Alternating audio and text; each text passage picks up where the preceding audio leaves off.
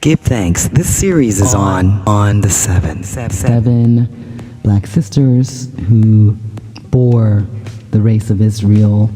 I was inspired to do this piece in honor of our maternal ancestors. Give thanks. In order to tell the story, I first must tell the story of Israel, which many of us are familiar with from our Bible classes as well as Sunday school. I'm using as a source the Bible, Samaritan texts, as it's one of the oldest versions of the Bible, the Holy Bible. I'm also using the Ethiopian Kings List, various histories of Egypt, Mizraim, writings of historians such as Josephus, Herodotus, as well as Procopius, etc. The story of Israel starts with Jacob, who is called Israel in the Holy Bible. Jacob had 12 sons and one daughter named Dinah.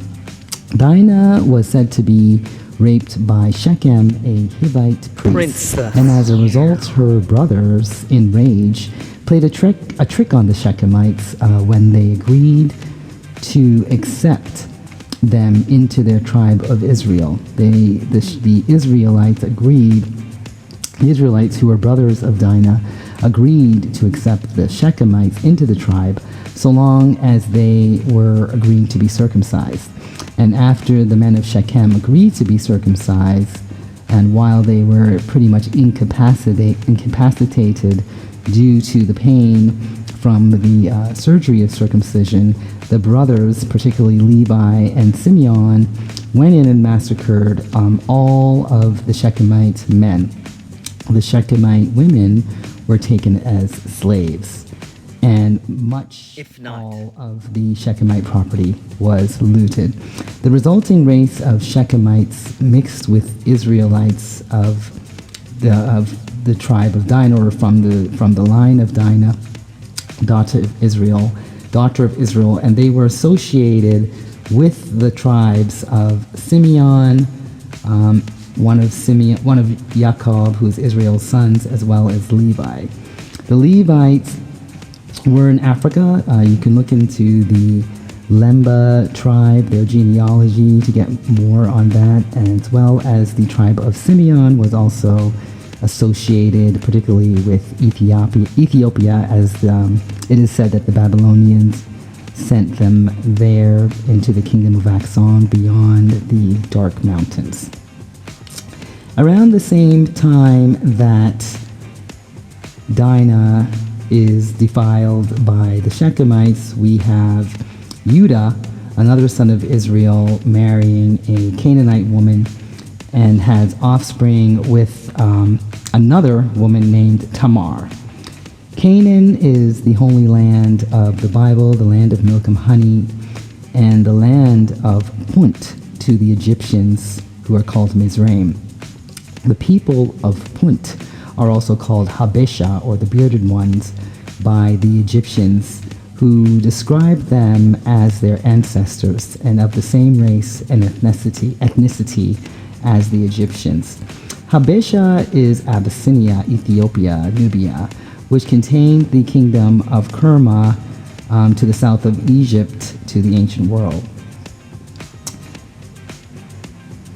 And southern Canaan was also called Judah from at least 733 BC. Judah, son of Israel, had two sons with Tamar, in a rather strange twist where he thought he was sleeping with a prostitute, but he was actually sleeping with his daughter-in-law, Tamar, and as a result of that, she bore him two sons, Perez and Zerah. Perez became king of Persia, according to the Ethiopian legend, and much later, Zerah is identified with Asorkon 1 and 2 of the 22nd dynasty of Mizraim, Egypt. Israel also has sons with his favorite wife, Rachel. So just kind of stepping back, Israel had four baby mamas, I guess you could call them. One wife he loved named Rachel, daughter of Laban of Aram, Syria. One wife Laban tricked him into marrying named Leah. One concubine that Leah gave to him named Zilpah. And one concubine his favorite wife had given to him named Bilhah. Dinah, Judah, Reuben, Levi, and Simeon all come from Israel's union with Leah. Dan and Naphtali comes from the union with Bilhah. Gad and Asher comes from the union with Zilpah. And Benjamin and Joseph came from the union with his favorite wife, Rachel. Leah also had Issachar and Zebulun. And from his favorite wife, Rachel, Jacob, Israel, also had his son Joseph, as well as Benjamin. Joseph possessed a special gift where he could interpret dreams, and because of this and his father's love for him, expressed by his father adorning him with a coat of many colors, the brothers were rather jealous of Joseph and sold him into slavery to the Midianites, who were Ishmaelites.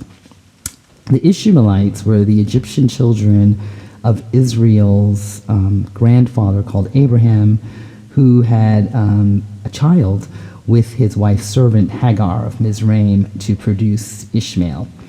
The Midianites were also Abraham's children through Keturah.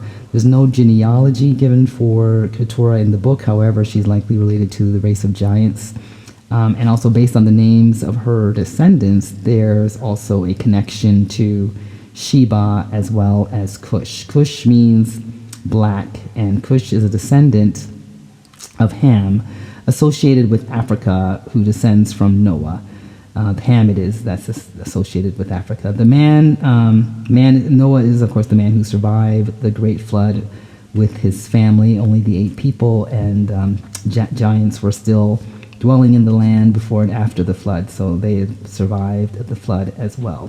Noah had 3 sons, Ham, Shem, and Japheth, and Sheba is a descendant of Cush, of Ham, as well as Shem. Sheba is also a descendant of Keturah, the last wife of Abraham. Shem is the father of the Semitic people, who are an Afro-Asiatic people. Cush and his sons inhabited India and Arabia of the ancient world. They were the first kings of the world through one of Cush's sons called Nimrod, who built the Tower of Babel, from where the first Semitic language was spoken. This was likely around 3500 to 4500 BC, when the Semitic languages first appear in Beersheba, and there were certain civilizations particularly associated with the Semitic languages, such as Cush, Mari, Ebla, and Nagar in Syria. The Midianites are often associated with Shebeans, Sheba, as they inhabited the same areas, except that Midianites tended to be more in the northern parts of Arabia, particularly the Transjordan and Sinai Peninsula, which is part of Egypt. These Midianites, Ishmaelites, who were also part Egyptian, sold Yosef into slavery in Mizraim, and while there, Yosef was imprisoned for having an alleged affair with an Egyptian priest of On's wife, Potiphar's wife. Yosef got out of prison due to his skill as a dream interpreter, which he does for Pharaoh, and rises to the position of top vizier, number 2 in Mizraim. After his brothers had sold him into slavery, they experienced a famine, as there was a massive famine across the lands, and they were forced to migrate to Mizraim. And by the grace of Pharaoh and Yosef, the brothers and the surviving Shechemites moved to Mizraim. In Mizraim, Yosef marries Asenath, daughter of the priest of On of Heliopolis. On is Heliopolis, near Cairo, and contains the mound of the Jews called Tel El Yudia. This mound was occupied by Semitic Canaanites from around 1900 BC. Egyptians as well as Ethiopians have records of the Semites, Shechemites entering Africa around this time, And some say that Asenath was in fact a daughter of Shechem and Dinah. As Asenath was an Egyptian who are Africans that descend from Punt, Habesha, Ethiopia, Asenath is my first African woman that contributed to the race of Israel that I would like to honor with this podcast today. She had two sons, Ephraim and Manasseh, who were blessed by Israel and would later form much of the northern kingdom of Israel that would later be Samaria, home of the Samaritans, who have one of the oldest versions of the Bible, and the Samaritans are thought to be, or at least the Shechemites are thought to be prototypes of the Samaritans. Hope you enjoyed this podcast. Give thanks. I realize that it contains a great deal of information, but check out my book and the link below, Mystery of Our Ancestry, the Saracen Moors, to learn more, and sign up for some of our upcoming classes to delve into more detail on the mystery. I'm linking as well videos of specific Bible verses and chapters, the Samaritan versions dealing with these matriarchs, just so that we can get more details and information. And I am curious to know, who do you think are the 7 Black African women that shaped the race of Israel? Leave your comments below and let's compare lists. There will be a gift in the end, and I appreciate your participation. Thank you. Peace. Are you tired of working that 9 to 5? Gotta scrimp and save just to survive? Come get the tools you deserve to thrive when you decide to take the dive into the pursuit of your own bliss. Come learn how to start a business. For the book or the course, you just need to go to the website linked below. All brought to you care of Online Pro.